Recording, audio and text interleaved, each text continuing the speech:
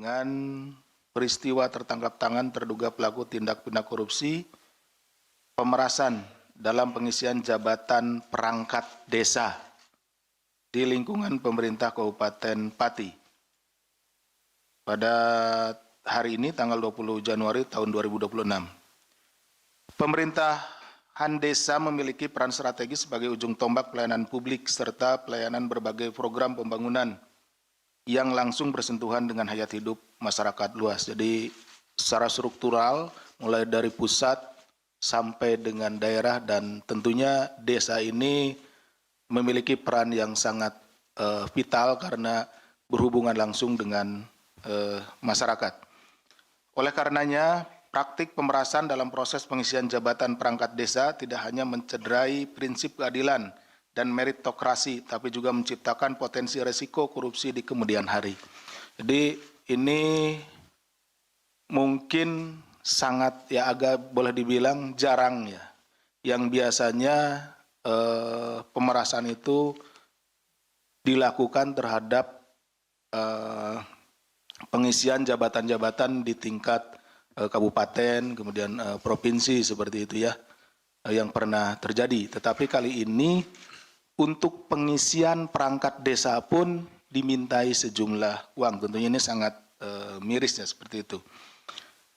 Kenapa menciptakan potensi resiko korupsi di kemudian hari? Karena tentunya setelah menjabat, para aparatur pemerintahan desa ini yang dipikirkan adalah bukan lagi bagaimana memberikan pelayanan terbaik terhadap masyarakat, tetapi justru bagaimana mengembalikan sejumlah uang yang dia gunakan untuk mendapatkan posisi tersebut. Maka penegakan hukum yang dilakukan oleh Komisi Pemberantasan Korupsi terhadap para pelaku terduga pemerasan dalam proses pengisian jabatan aparatur desa menjadi penting, karena tidak hanya untuk menindak pelaku tetapi juga sebagai upaya memutus mata rantai korupsi sejak awal. Mungkin rekan-rekan berpikir bahwa wah ini aparat desa, pasti juga berapa sih ngasihnya gitu. Tapi lihat aja nanti buktinya. Hal ini juga diharapkan dapat memperkuat tata kelola pemerintahan daerah serta mengembalikan kepercayaan publik terhadap sistem pemerintahan hingga ke tingkat desa. Pada sisi edukasi anti korupsi, KPK pun telah menginisiasi adanya program desa anti korupsi.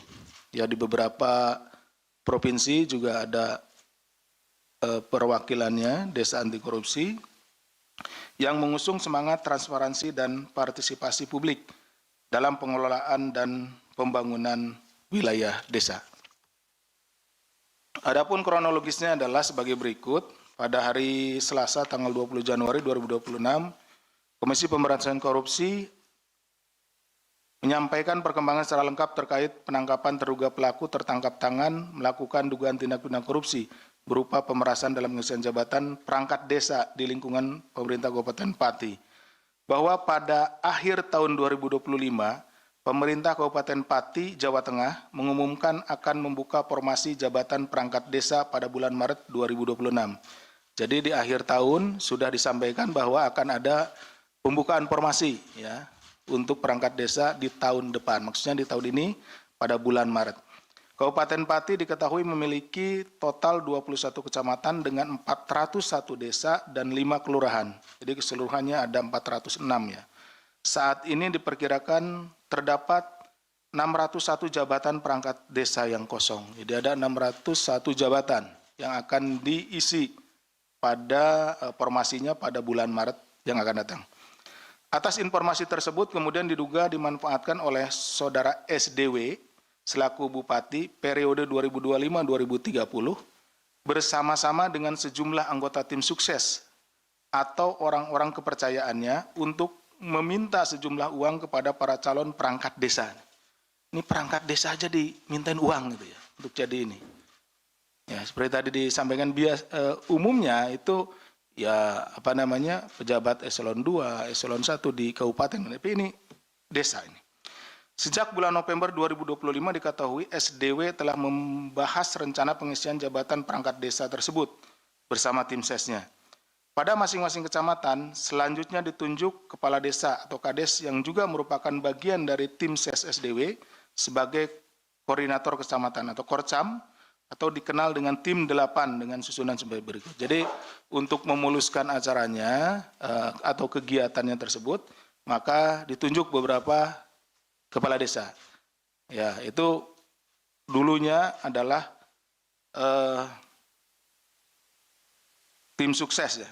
Jadi seperti itu. Jadi dulu tim sukses, gitu ya seperti itu. Nah, ditunjuk kembali. Ada 8 orang di sini, yaitu saudara SIS, Kades Karangrowo, Kecamatan Juwana, saudara SUD, Kades Angkatan Lor, Kecamatan Tambakromo, saudara Yon, Kades Karangrowo, Kecamatan Jakenan, saudara IM, Kades Gadu, Kecamatan Gunung Bungkal, saudara YY, Kades Tambaksari, Kecamatan Pati Kota, kemudian saudara PRA selaku Kades Sumampir, Kecamatan Pati Kota, saudara AG, Kades Selungkep, Kecamatan Kayen, dan saudara Zion, Kades Arumanis, Kecamatan Jaken.